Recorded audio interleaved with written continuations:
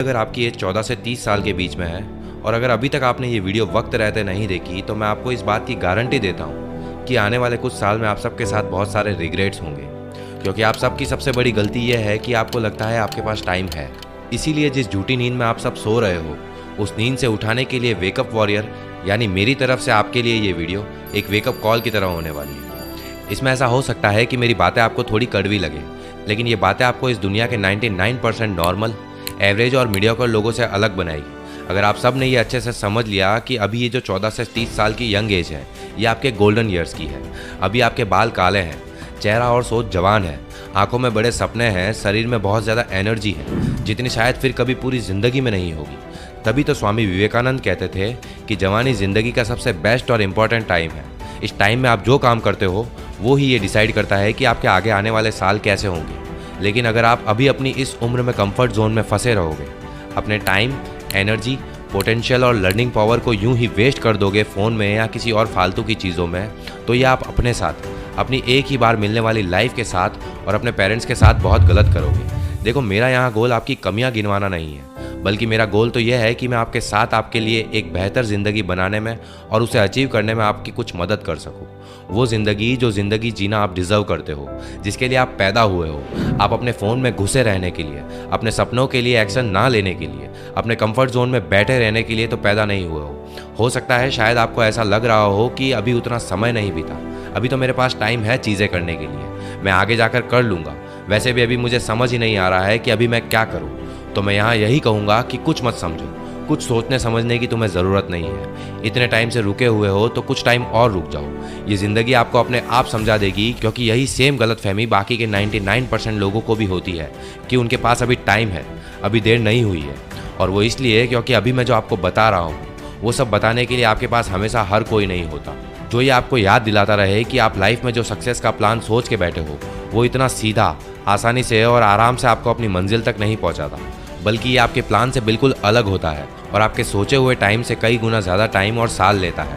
और ये बात मैं यूं ही नहीं बोल रहा हूँ, बल्कि मैंने दुनिया के बहुत से सक्सेसफुल लोगों के इंटरव्यूज़ और उनके बारे में पढ़ा, उसके बाद मैं आपको ये बात बता रहा हूँ। इसीलिए अगर आप आज से अपने फुल पावर में एक्शन लेना स्टार्ट नहीं करोगे तो आगे आने वाले कुछ सालों में आप ये सोचोगे कि काश यार मैंने कुछ साल पहले स्टार्ट कर लिया होता इतनी मेहनत करना, तो आज मैं उस पोजीशन पे होता जहाँ मैं होना चाहता था। अब तो एज के साथ धीरे धीरे मेरी एनर्जी और वो इनर फायर भी कम होती जा रही है। दोस्तों, ज़िंदगी में पेशेंस रखना अच्छी बात है, लेकिन इतना भी पेशेंस सही नहीं है जो आगे चल के आपकी लाइफ को ऐसी लाइफ बना दे जो आप कभी जीना ही नहीं चाहते। और वैसे भी समझने की बात यहाँ ये है कि आप जो सक्सेस अगले कुछ सालों में एंजॉय कर सकते हो, तो बेकार में उसे पाने के लिए कई साल क्यों लगाने हैं। इवन इलॉन मस्क भी कहते हैं कि stop having patience and start asking yourself how can I complete my 10 years plan in 6 months। यानी पेशेंस रखना बंद करो और खुद से ये पूछो कि मैं अपने 10 साल के प्लान को 6 महीने में कैसे कंप्लीट कर सकता हूँ। पर आमिर भाई, आपको पता नहीं है मेरी लाइफ में कितनी प्रॉब्लम्स हैं, अभी मेरी क्या सिचुएशन है, आपको क्या पता है। मैं ही जानता हूँ मेरी सिचुएशन। मैं पढ़ नहीं पाता क्योंकि मेरा एनवायरनमेंट सही नहीं है, मैं अपने सपनों को फॉलो नहीं कर सकता क्योंकि मेरे पास अपने पेरेंट्स का सपोर्ट नहीं है, मैं जॉब नहीं कर पा रहा क्योंकि हर जगह इंग्लिश की ज़रूरत होती है और जॉब भी कम है, हर कोई सिर्फ एक्सपीरियंस लोगों को ही रखना चाहते हैं। मैं इन गलत आदतों में फंसा हुआ हूँ सिर्फ और सिर्फ अपने दोस्तों की वजह से। मैं बिजनेस नहीं कर पा रहा हूँ क्योंकि मेरे पास पैसे ही नहीं है, फंडिंग नहीं है, और जब सब कुछ सही होगा तब मैं स्टार्ट करूँगा। मेरा इस कॉलेज में एडमिशन नहीं हो पाया क्योंकि एजुकेशन सिस्टम ही ख़राब है। मैं आज ऐसा हूँ क्योंकि मैं गलत घर में पैदा हुआ, मेरी किस्मत ही ख़राब है। और ऐसी ही और भी बहुत सारी बातें आप करते हो। दोस्तों, सबसे आसान होता है अपनी लाइफ की प्रॉब्लम्स को किसी दूसरे पे थोपना, मगर फिर भी किसी और पे अपनी प्रॉब्लम्स का ब्लेम लगाने से वो प्रॉब्लम सॉल्व नहीं हो जाएंगी, रहेंगी वो हमेशा आपकी ही प्रॉब्लम्स, जिन्हें आज नहीं तो कल आपको सॉल्व करना ही पड़ेगा। अगर नहीं करोगे और बस शिकायत ही करते रहोगे तो लोग आपको सुन भी लेंगे, आपको थोड़ी बहुत तसल्ली भी दे देंगे, कहेंगे कि सब ठीक हो जाएगा और फिर भूल जाएंगे। पर कुछ भी ठीक तब तक नहीं होगा जब तक आप उसे ठीक नहीं करोगे। वेल, ऐसा नहीं है कि मैं आपकी प्रॉब्लम्स और सिचुएशंस को नहीं समझता हूँ, लेकिन मैं साथ साथ ये भी समझता हूँ कि प्रॉब्लम्स पर फोकस करना उसका सॉल्यूशन नहीं है। ये जो बाहर दुनिया है ना दोस्त, ये कुछ नहीं सुनेगी। इनके आगे अगर खड़े रहना है डटकर, तो अपनी प्रॉब्लम्स के सॉल्यूशन तो तुम्हें ही निकालने होंगे। अब प्रॉब्लम्स हर किसी को ही है। इस दुनिया में कोई ऐसा इंसान नहीं है जिसके साथ सब कुछ सही चल रहा है। आपके सामने दो रास्ते हैं, या तो प्रॉब्लम सॉल्व करो या फिर अपने हालातों को ऐसे ही आगे आने वाले सालों में भी कोसते रहना। आप इन प्रॉब्लम्स को ख़त्म करने के लिए अभी जो एफर्ट्स लगा रहे हो, उससे थोड़ा ज़्यादा एफर्ट्स लगा लो इन्हीं प्रॉब्लम्स और सिचुएशन से जल्द बाहर निकलने के लिए। क्योंकि जितने रिस्क आप अभी इस उम्र में ले सकते हो उतने रिस्क आप शादी होने के बाद, बच्चे होने के बाद, या जब आपकी रेस्पॉन्सिबिलिटी बढ़ जाएगी, उम्र हो जाएगी, तब आप नहीं ले पाओगे। इस टाइम में आप अपने सपनों के लिए और अपनी लाइफ के पर्पस के लिए कोई रिस्क ना लेके आप अभी अपने कंफर्ट जोन में रह के अपनी लाइफ का सबसे बड़ा रिस्क ले रहे हो। अब यहाँ रिस्क लेने से ये मतलब नहीं है कि आप सिर्फ रिस्क लेने के लिए कुछ भी रिस्क ले लो, बल्कि आपको सोच समझ के अपने सपनों के लिए कैलकुलेटेड रिस्क लेने हैं, क्योंकि हर एक रिस्क आपसे अपना टाइम और एनर्जी मांगता है, जिनकी आपके पास अभी कोई कमी नहीं है। आप बस अभी उन्हें गलत जगह इन्वेस्ट कर रहे हो, ये गलती है। लेकिन ऐसा क्यों है? क्या आप भी बाकियों की तरह डरते हो कि कहीं आप फेल ना हो जाओ, कहीं ये रिस्क उल्टा ना पड़ जाए, कहीं इसी में आपका टाइम और एनर्जी बर्बाद ना हो जाए? गलत। आपका डर ये नहीं है कि आपका टाइम और एनर्जी बर्बाद हो जाएगी, वो तो वैसे भी रोज़ हो ही रही है। सच तो ये है कि अधिकतर लोग इस बात से ज़्यादा डरते हैं कि अगर वो फेल हो गए तो बाकी के लोग क्या कहेंगे।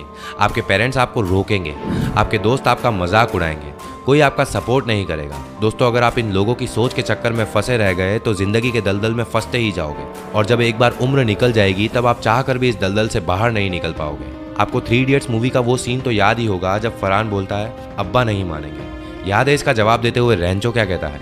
आज डर मत फरहान, नहीं तो 50 साल बाद जब तू बूढ़ा होकर ऐसे ही किसी अस्पताल में पड़ा होगा और मरने का इंतजार कर रहा होगा, तब सोचेगा कि लेटर हाथ में था, टैक्सी गेट पर थी, बस ज़रा सी हिम्मत कर लेता ना तो साली ज़िंदगी कुछ और हो सकती थी।